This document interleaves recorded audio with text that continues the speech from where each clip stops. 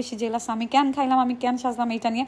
তো তাদের জন্য আমার রিজিক যতদিন আছে ততদিন খাবো, আর কি আর করে, আপনাদের গালিতে আমার আরও বেশি ক্ষুধা লাগে, এই জন্য আমি বেশি বেশি খাই। তো যাই হোক, আপনারা যারা গালি দেন তাদের প্রতি আমার অনেক অনেক ভালোবাসা, আর যারা আমাকে ভালোবাসেন যে সকল আপু ভাইরা, তাদের প্রতি আমার অনেক অনেক অনেক বেশি মন থেকে দোয়া, ভালোবাসা। আর কাচ্চির সাথে হচ্ছে শসা, পেঁয়াজ, কাঁচামরিচ ঝাল করে খেতে তো অনেক বেশি ভালো লাগে।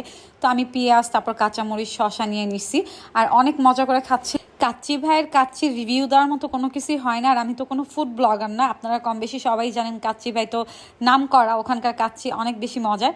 তো যাই হোক, আমার কাচ্চি খাওয়া শেষ, আর আমি বোরহানিটা খাচ্ছিলাম, কারণ বোরহানি আমার খুব বেশি পছন্দ।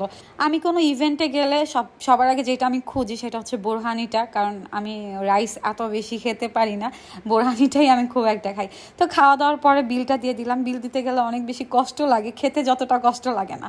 তো যাই হোক, আমি যেহেতু বড়, বিলটা আমারই দিতে হবে। তো আলহামদুলিল্লাহ অনেক ভালো লাগছে ওখানে।